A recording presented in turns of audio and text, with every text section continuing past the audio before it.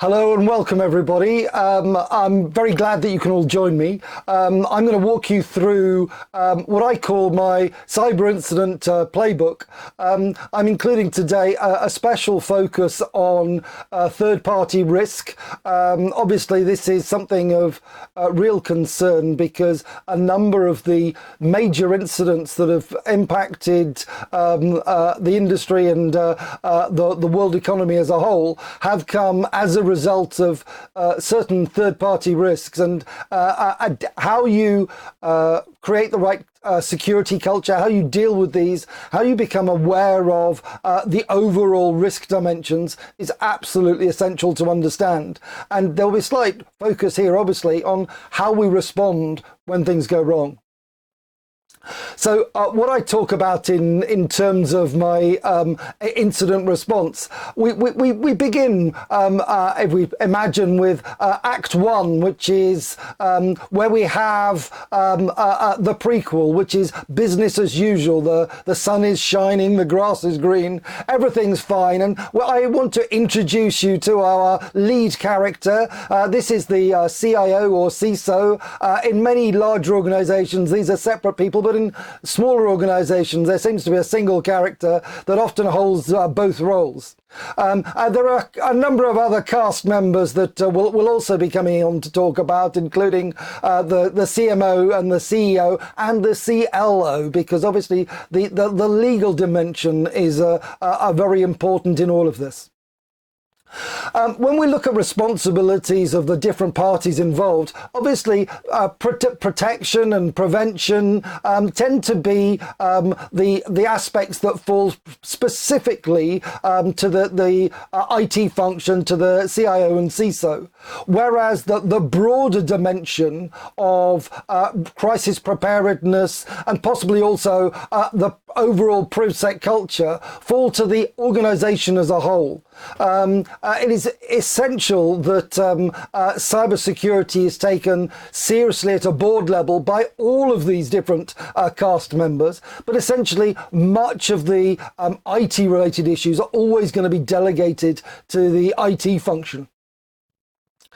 It is interesting, though, that in terms of risk awareness, what we find is that you need to look at how an organization is incentivized, how it actually operates, in order to get a proper understanding of how the organization as a whole is going to function. You need to ask yourself, well, how are you and your performance, and how is this reviewed? How are you incentivized and rewarded? What about the members of your board? What about the members of your team or unit? And what about everyone else in your organization? What we tend to find in most organizations is that the vast majority of the staff from top to bottom are incentivized on an ROI basis, and that is return on investment. These can be metrics like revenue and profit and other associated metrics. There is obviously exceptions to this rule, and the CISO is often the only person in the organization that has some sort of ROR orientation or focus, and this is return on risk. You need to assess your risk appetite, and how the position that you take in terms of your risk appetite tends to define how much you're going to spend on cybersecurity, as you could spend an infinite amount, but obviously this is never going to be the case. And it's the fact that there is an imbalance here, and the fact that most organizations, the vast majority of the organization and almost the entire board have an ROI orientation, whereas the CISO is alone and has what I term CISolation, where he is isolated in having an ROR focus, can lead to some interesting dynamics where potentially there is a conflict of interest or a different orientations, and the CISO can be truly isolated or cisolated, as I tend to term it.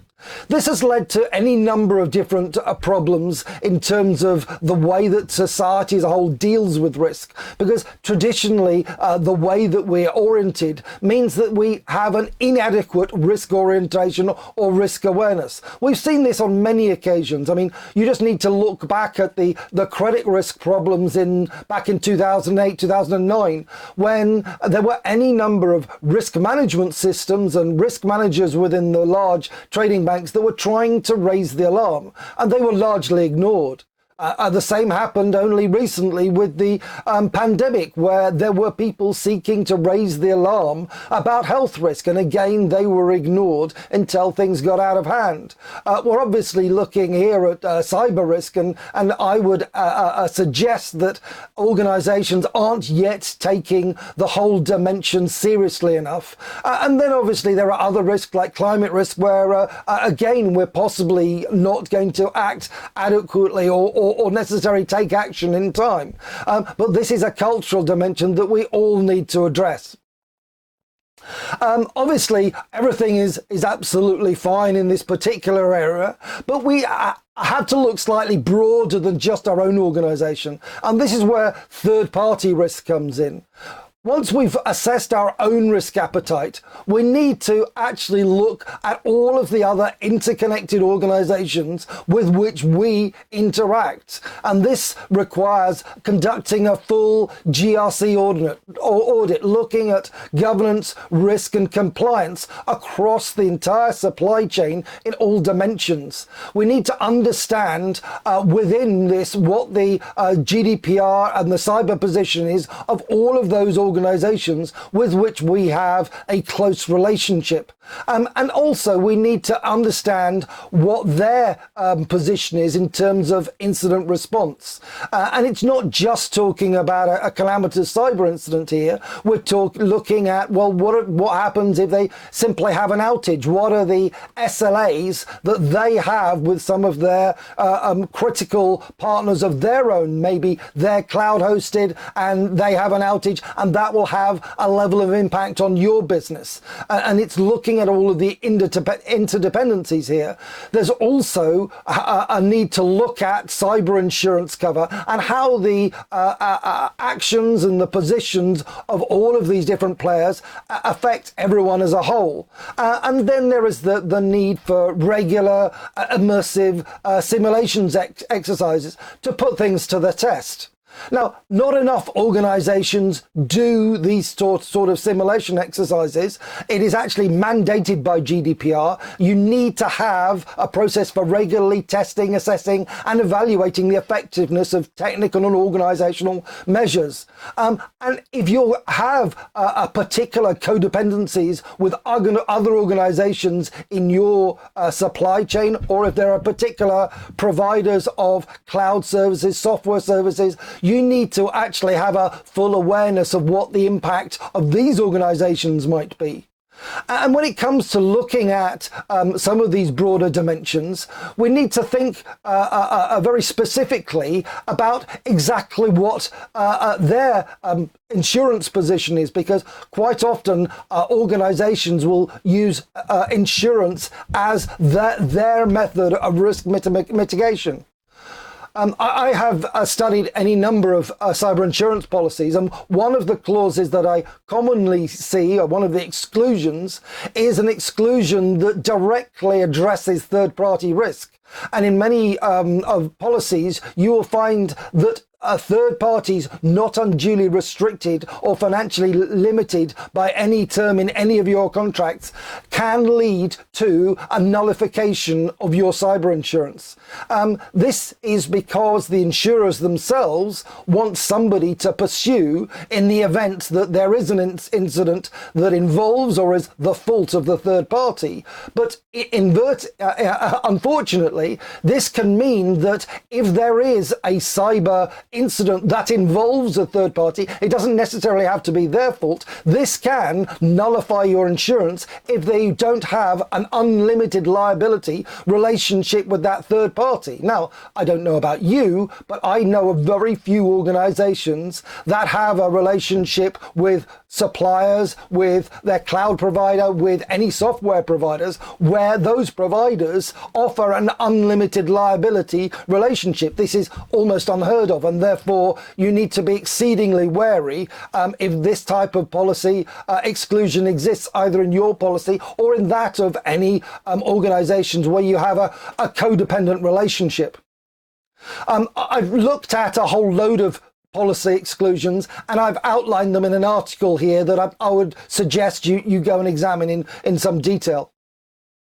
This brings us on to talk a little bit more in depth about exactly what the situation is with regard to cyber insurance.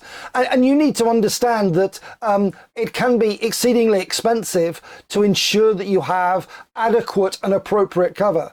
First of all, if you're a large enough organization, possibly you can afford to do a full cyber audit. I mean, you're not going to have an accurate picture of your real risk position if you don't. And then obviously you need to take the findings from this to have a full risk analysis, and this will define the exact nature of the value at risk. And it's only having done this that you can give a really accurate picture to your cyber insurer in order to haggle, to negotiate, to reduce whatever cyber premium there is. And it's only with an accurate idea that you can get an accurate premium. If for any reason you haven't done these things, the chances are that your insurer will include multiple exclusions in order to save themselves from this type of exposure. And this will include the insurers for any other third parties that you're dealing with. So you need to be able to understand what the SLAs, what the cover arrangements are for any of the other organizations in your wider ecosystem. Then you possibly need to think about, well, does this policy mandate that I use a particular incident response team? Well, what I find is that there are a number of insurers that do have preferred suppliers listed under their policies where you are mandated to use these because the insurer wants to keep a cap on costs and wants to use providers that they trust. But obviously there can be a conflict of interest here. If the incident response team is one that has been selected by your insurer, then they owe their loyalty to the insurer and not you as the client. And therefore, if during any cyber incident, the incident response team should come across any particular facet that would nullify your insurance, they're going to flag this up to the insurer, and you're going to be in a very difficult position. This has happened on numerous occasions. You therefore, if possible, need to have a policy that can give you the freedom to actually appoint your own incident response team, one that will be loyal to you. And then, of course, you need to look at the full extent of the cover. Now, you need to do this not only for yourself, but for any people in your third-party ecosystem to understand what the codependent relationships are between you and where any of you would have either individual or combined risk. And you need to understand, is this going to policy, if you need to enact it, is it going to cover you for fixing the vulnerability, restoring the data, the legal fees, the PR and the social, and even the ransom payment? Obviously, we have had incidents such as the Norsk Hydro incident in Norway, where a company with full insurance had an incident that costed over 70 million, and it only had a payout of something like 3.6 million because the insurance cover only paid for the technical fix and nothing else. This is a bit like having a medical accident cover and being hit by a car in the street and an ambulance arriving and simply stretchering you to the side of the road to ensure that you're not hit again and not making any effort to take you to hospital, to see a doctor, to have any surgery or anything like that. You need to understand exactly the extent of any cover that you have. Obviously, once you're in this position, you can then move on to look at what you would do in the event of a particular incident. This in our playbook here is Act 2, the cyber incident. And the main character in Act 2 is, of course, the CIO or CISO. It doesn't matter how extensive your cybersecurity, how good your team are, at some point you're likely to have some form of incident. It's going to spread and potentially get out of hand. It is the responsibility of your team to detect the incident. Sometimes this is the only time when a detection occurs, is when you suddenly have a ransomware incident and you're locked out of all your systems. In other types of incident, it is common for incidents not to be noticed for some time. Indeed, it is something like 200 days is the average amount of time it takes to detect an intrusion. This means that somebody could have had access to your systems for over 6 months before it is detected. And another thing that we find is that if an incident does occur, even if it's spotted relatively quickly, there is a natural behavior on the part of the internal team to try and deal with it themselves. They're often reticent to call in the experts, to call in the cavalry, until they really accept that they're out of their depth. Indeed, the peak time for calling in incident response is a Friday afternoon. This is the time at which the internal team have worked everything they can and done their very best all week to try and solve a problem, and are finally willing to accept that they're out of their depth. And when they raise the alarm, call in the cavalry, alert the board or whatever. But quite often this has actually multiplied the exposure because they didn't get the people in to help early enough in order to limit the exposure. Obviously, we then move on to Act 3. Now, Act 3 is the incident response, and there are a number of different scenes in Act 3. We start in Scene 1 with the technical response. This is all about the technical fix and the forensics. In this sort of incident, you need the very best team that you can get to work with your own internal team in order to not only find the full extent of the problem and to fix it, but to provide the sort of cyber forensics that is actually going to support the whole of the rest of the process. This then leads on to Scene 2, which is the legal response.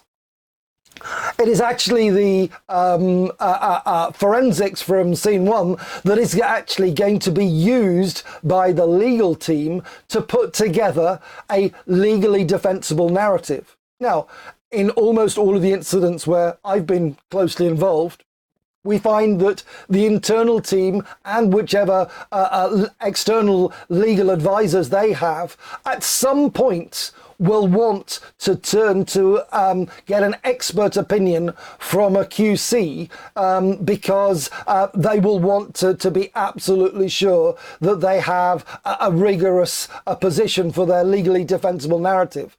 I would suggest that in this sort of incident, you need to actually possibly have an expert QC in mind well in advance, such that you have that person on speed dial and that person has some familiarity with your organization, such that when the balloon goes up, you can be in a position to act quickly and to get the right advice. Act 3, Scene 3 is the reputational response, and quite often it is the reputational aspect that is actually going to be one of the biggest exposures or the biggest costs for any organization. The long-term damage to your brand can be considerable. Obviously, in this sort of incident, your internal and agency teams are going to be enormously protective of the brand. They are the brand custodians after all, but they will need expert external support to not only to help them with the enhanced comms workload, but to deal with some of the complexities that arise.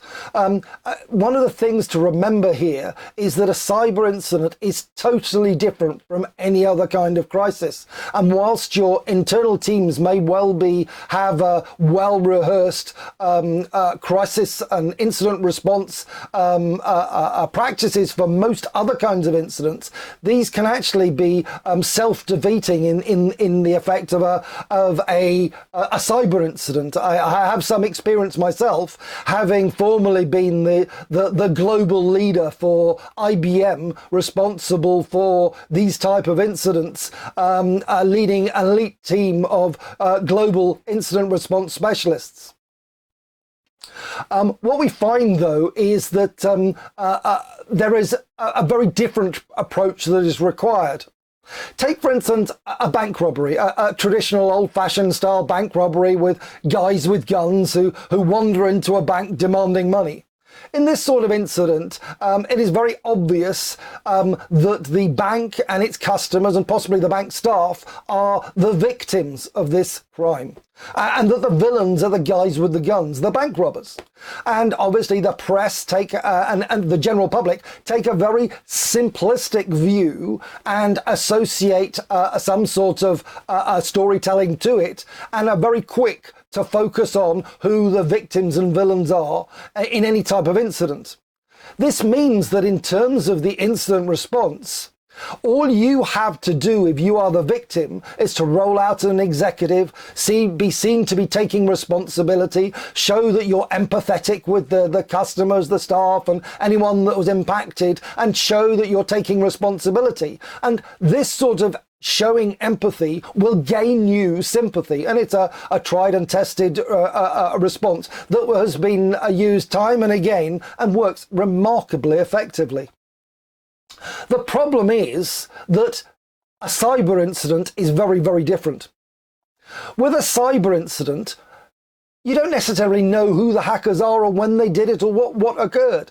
And we have found that in almost all incidents, the response from the press and the public is to blame the bank. If the same bank is exposed to a cyber hack rather than a traditional bank robbery, they will find themselves to blame, even though in actual fact they have been the victims of a crime. But in the eyes of the public, the press and others, they will be seen as the villain for not having adequately protected their systems.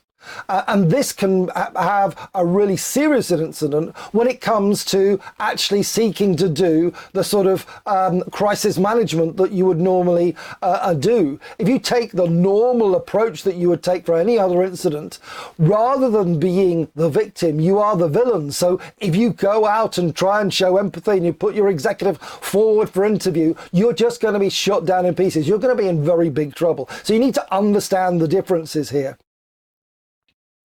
Obviously, this is one of the steps. The final fourth scene in this particular act is the social response. And one of the problems that we have is that social hysteria and misinformation can get out of hand. And we've seen this with a whole host of different incidents. And you actually have a real problem here because your credibility can be at an all-time low, and you will need possibly, hopefully, to have trusted voices that can step in to counter the misinformation with authority, or the hysteria with reach and credibility. Otherwise, you could face some significant exposure for a significant period of time. And in this particular incident, I'm actually ranked by the people who measure this sort of influence and whatever as the number one expert influencer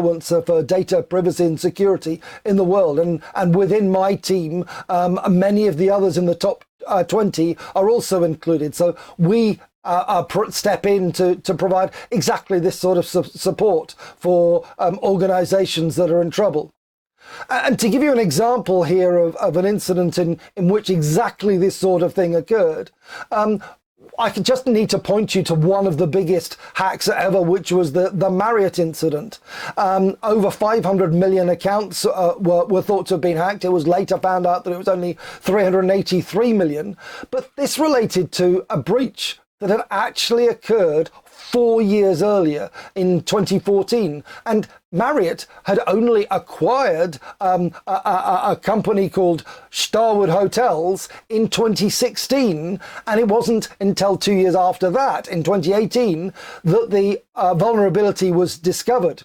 And the vulnerability only actually covered the Starwood brands. Now, there were several different high-profile hotels within this, including Sheraton, Meridian, and others. But because the overall Marriott response failed early on to be able to inform people and to counter misinformation, the whole incident was known as the Marriott incident, and customers of their 20 other brands were thrown into a situation of concern and hysteria. If Marriott had moved more quickly earlier in the process to establish and to convince people that it was just the Starwood brand and possibly associate this as the Starwood incident, then there would be nothing like as much damage to their brand. But as it happens, their credibility was at an all-time low, and they were unable to do this. And they did not have the champions on hand, the trusted voices to help them out. And the rest of the tale is well understood.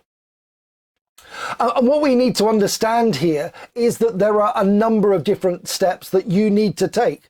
I mean, we're facing here an incident where if you're going to get this particular performance right, it's not just a question of knowing the script. It's actually that you need to have the rehearsals. Now, I spoke earlier about the fact that GDPR mandates that you test and assess your processes. If you have codependent relationships with members of your supply chain, then you need to consider the potential of actually having coordinated simulation exercises that involve some of these parties so that you know how you would respond together in the event of an incident. You need to understand the SLAs, the arrangements that all of the parties have in terms of dealing with any type of incident. But also, if you're going to have these simulation exercises, you don't want the understudies or the stand-ins to be present for all of the rehearsals. You want the actual cast. If you find that board members, that critical players are sending delegates to take their place during these sort of simulations, then they won't know their lines when it comes to the actual performance. They need to actively participate themselves rather than delegating this to junior understudies. And also for casting, you need to have the right people in the room. Now, this will include key members of your supply chain. If you have a significant codependent relationship, it will also need to include the sort of people that you have pre-qualified and possibly established in advance as technical, legal, reputational and social response teams, all participating so that you know and have an understanding relationship with them, so you know how you're going to handle this this sort of incident together. And you also need to understand that cyber insurance is never going to be a substitute for security or incident response, and shouldn't be seen as such. So a few takeaways here that before I come on to the questions. First of all, you need to audit your supply chain. You need to ensure that you have governance risk and compliance alignment and agree policies for incident notification and response such that you have a trusted relationship with these organizations, that they can be open and honest with you so that you can be spared. You need also to be prepared to cull or replace partners that do not comply and that do not adhere to the standards that you wish to mandate. You also need to review your insurance. You need to work, hopefully, with a specialist broker who can review your cover, remove any unwarranted policy exclusions. And I've talked about some of the exclusions here and given you a link where you can find more. And you also need to ensure that you're able to assign your own response team so that they are loyal to you. You possibly, in terms of picking your own response team, need to have selected them well in advance. You wouldn't leave it till the last minute to drag a surgeon in to do important heart surgery or whatever. You wouldn't assign it to a GP who wasn't necessarily a specialist in that field. You possibly need to actually have done the due diligence in identifying who these people are well in advance, and also working with all those within your third-party ecosystem to understand how you're all going to respond to these type of incidents. And in all of this, you need to focus on quality over quantity. When it comes down to these sort of incidents, throwing an army at people isn't going to help you in much. It would be far better to have the expert QC, the really experienced technical team, the social media champions who are going to act as a trusted voice on your behalf and save you at the end of the day. And finally, you need to practice your response. You need to hold regular immersive simulation exercises, include your senior management and the response team, and also include those organizations where you have codependent relationships within your supply chain. So that is the sort of area that I would suggest you possibly need to focus on. These relationships can be quite complex, and you possibly need to be prepared for any number of different dimensions, but maybe we can come on to talk about that in the Q&A. Fantastic. Thank you very much indeed, Bill. That was some great slides there and some fantastic tips and cautions for everybody in this field. So thank you very much for putting all that together. One practical question which has come through, which I think we should probably tackle first, is does this mean that companies must have cyber insurance, or is it more of a should have to transfer just part of the risk? What would you say? I would suggest that you take on board cyber insurance if you're convinced that it's going to provide you with the sort of cover that you're looking for. If you're unable to afford a full cyber audit and full risk analysis in order to be a position to have an accurate picture of your risk position that you can then use to haggle with your cyber insurer, to then look to a specialist broker who can get some of the exclusions removed and get you not only an accurate price for your policy, but also ensure that by giving an accurate picture of risk, you're able to remove some of the exclusions that the cyber insurer will otherwise insist on, then it can be a good deal for you. There are certain perverse incentives in the market, though. There are organizations, and it's quite common, where the cyber insurance premium has to come out of the cybersecurity budget. And therefore, by necessity, you find that any organization taking out cyber insurance then has less to spend on cybersecurity and is therefore a greater risk because it has taken out insurance. You also get a level of complacency where organizations see cyber insurance as a substitute for adequate cybersecurity and incident response. This should never be the case, but all too often it is. So there can be perverse incentives.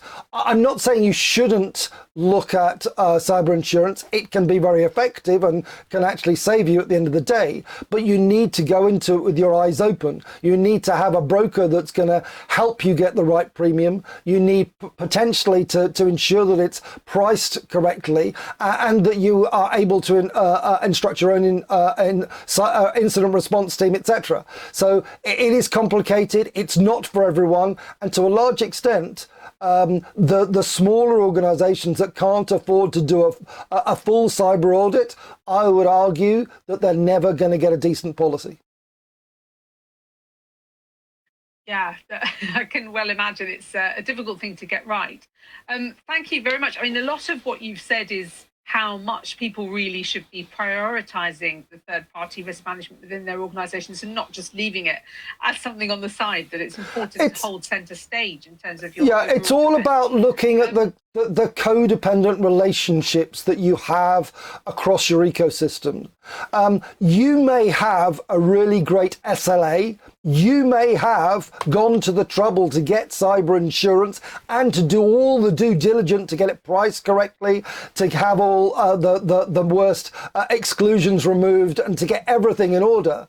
But if you haven't checked within your supply chain what the risk position of all of the other parties is, you can find that they can effectively nullify your cover and actually expose you to an enormous amount of risk. Their SLAs with their cloud provider, their software companies, can put you at greater risk.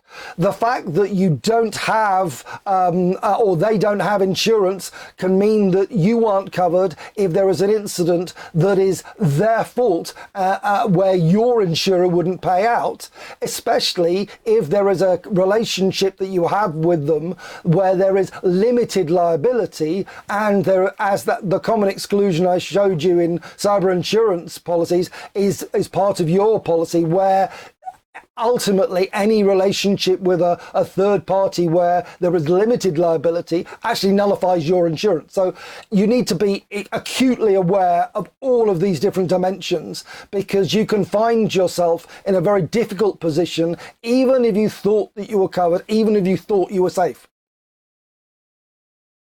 Absolutely. And I'd love to find out your opinions as well. I mean, obviously, a lot of those people in the audience are from different sizes of companies, some of whom can manage the whole of their security operation in-house, whereas smaller parties might need to rely on external partners to help them. What are your own thoughts about the pros and cons of potentially outsourcing third-party security management? Is it something to be recommended? There are obvious pros and cons here. One of the pros is that cybersecurity skills are in very short supply. And for smaller organizations, they're not necessarily going to have the necessary expertise in-house, and they're possibly going to need to have an MSSP, a managed security services provider, to provide them with those skills, with the sort of cybersecurity protection and detection that they need. And this organization can also have incident response capabilities to help them in the event of an incident. Now, one of the things that I might caution here is that you don't have simultaneously that sort of relationship with an external party providing security services that then is one that is excluded as part of your cyber insurance. And often you find that these are incompatible.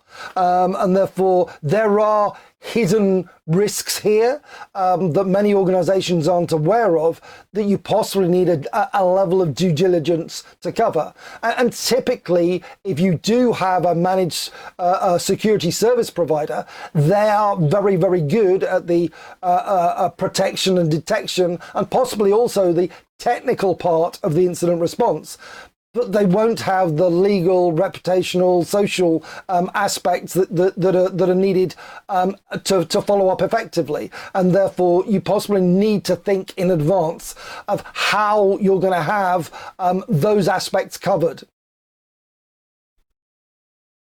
Absolutely. And going forward, of course, we've got a very complex situation, haven't we, with the geopolitical situation as well. Everybody hoped as we were coming out of the pandemic that things were going to possibly calm down. Possibly it's not now going to be quite such a good situation as we had hoped. So how would you best recommend that those who are tackling cybersecurity within their own organisations, but in particular thinking about dealing with third parties, how would you recommend that they prepare their organisations for this time ahead, and what are going to be the biggest things they'll need to focus on? There are several dimensions here. First of all, it just happened that the Ukraine was a country that offered a lot of outsourced services, and therefore, if you're one of the organisations that actually had a supplier from the Ukraine providing outsourced services to you, you're already in a significant risk position because you don't know whether that organisation is going to be in a position to actually provide the services that they are contracted to provide for you. Secondly, there is obviously heightened cybersecurity risk because if we go further into a position where an act of war is seen to exist between either the Russians and NATO or whoever, then we could see the Russians, and they've not yet done it, but they could yet do so. You could see them unleashing their entire hostile cyber weapons and teams against the West in a fairly broad and fairly indiscriminate basis. And you don't want to be one of those organizations that are caught in the crossfire. And finally, I keep harping on, and I'm sorry about this, about cybersecurity exclusions, but one of the most common ones is the act of war exclusion. And this has been enacted even in incidents far less serious than the current Ukrainian incident. I mean, there was the NotPetya virus that impacted the NHS and Maersk and any number of other organizations. And this was deemed by insurers to be an act of war simply because it had come from Eastern Europe. And as such, it led to people having their payouts halted and their cover nullified. Now, obviously, we're facing a far more serious situation at the moment, but if in relatively peaceful times like that, they can identify anything coming from Eastern Europe or Russia or North Korea as an act of war, then they can possibly do that for any number of incidents, because these are the countries from which you commonly see most of the attacks. That's an extremely sort of saddening take on the whole thing, but nevertheless very realistic. Where do you think we'll be in 3 or 4 years' time? Is third-party risk management something which is easy to get a handle on once you know the parameters that you're looking for, or are we going to be facing a lot of unpredictability still? This is all down to trust, and you need to have trusted relationships with those organizations for which you have a codependent or a significant relationship. If your business depends on an organization that is a supplier to you or a customer of yours, or you are relying on somebody to provide a service to you, be it software or a cloud hosting or anything like that, then these third-party organizations are critical to the way your business operates. And you need, therefore, to have a critically important relationship with them. This extends far beyond just their ability to deliver on price and on time. It goes towards any type of aspects. And now, when we talk about doing a GRC audit, it's not just cybersecurity, it's all forms of compliance. We could be child labour, any other type of dimension. They could be criminal, they could be money laundering, and that could reflect on you. They could be abusing trade embargoes, and there are some significant embargoes at this moment in time, and you need to understand how all the different players within your supply chain are adhering to the current embargoes, or you could find yourself with significant risk exposure. So having a trusted relationship with suppliers, understanding how they operate, and actually being willing to sort of share information about incidents so that you're notifying each other, being able to actually collaborate in joint immersive simulation exercises builds a level of trust, builds a level of cooperation that actually is to be applauded. Absolutely. That's a really good place for us to wrap up, I think. I'm sorry, in a sense, because this subject is so fascinating and we could probably get on talking about it for a lot longer than this. But I might say if you've come in halfway through Bill's very illustrative presentation, please feel free to wind back and have a look right from the top. Once we've closed, the link will become an on-demand link, so you're very welcome to do so. But for now, as always, thank you very much for your attention. It's been fantastic to have you with us for third-party risk management today. And thank you, Bill, for all of the slides and your wisdom as ever. Much appreciated. And hope to see you all back here again very soon. Thank you.